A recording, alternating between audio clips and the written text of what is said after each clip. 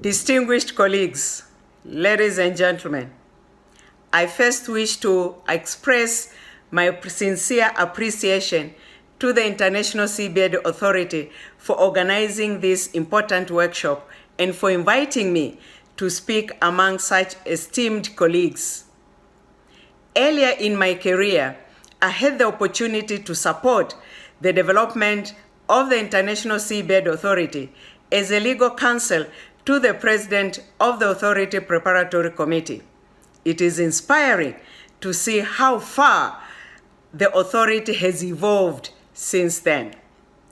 What has also evolved is the understanding that the various mechanisms, agreements, frameworks for the ocean cannot achieve their respective goals in isolation.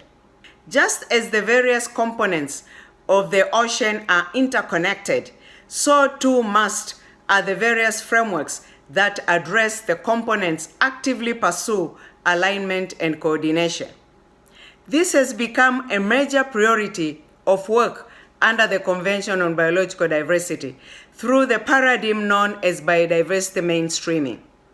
In this vein, CBD Secretariat has worked together with the authority on issues of common interest, which include our work on ecologically or biologically significant marine areas, biodiversity inclusive environmental impact assessment, and the Sustainable Ocean Initiative, among others.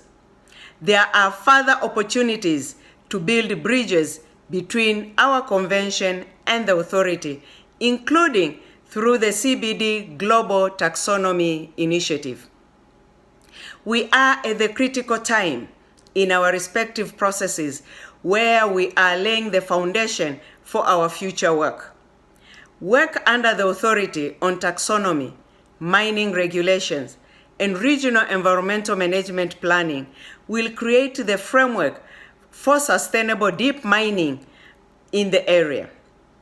Under the convention, parties are currently negotiating the post-2020 Global Biodiversity Framework, which will contain global goals and targets to put the world on a path to a sustainable future for biodiversity.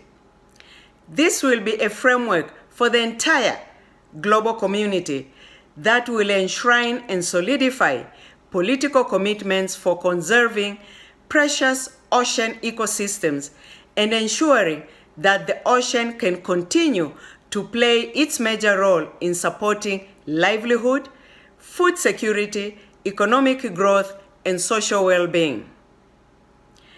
Although many of you may not be directly involved in these negotiations, your work in building and strengthening networks of deep-sea taxonomists will be a major part of enhancing alignment and coordination that is needed to ensure that the global community moves together towards our common goals. With this, I wish you a productive workshop. Thank you.